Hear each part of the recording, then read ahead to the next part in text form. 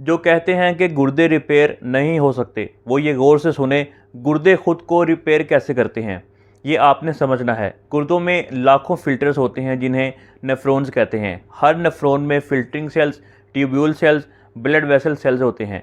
यही खून साफ़ करते हैं और पेशाब बनाते हैं।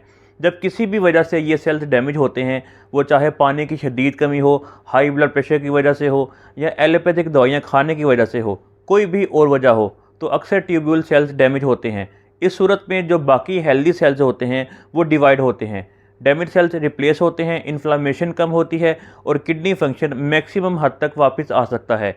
डैमेज के बाद इम्यून सिस्टम डेड सेल्स को साफ करता है, ग्रोथ फैक्टर्स निकलते हैं, सर्वाइविंग किडनी सेल्स एक्टिवेट होते हैं और सेल्स दोबारा इमेच्योर हालत में जाकर मल्टीप्लाई करते हैं। फिर नए ट्यूब्यूल सेल्स बनते हैं, लाइनिंग दोबारा बनती है, फिल्टरिंग बेहतर हो जाती है और इस सारे प्रोसेस को अच्छे तरीके से कंप्लीट होने के लिए एक ख़ास इन्वायरमेंट की ज़रूरत होती है। कुछ ऐसी पावरफुल सपोर्ट की ज़रूरत होती है जो इस सारे प्रोसेस को बेहतर तरीके से होने में हेल्प करे।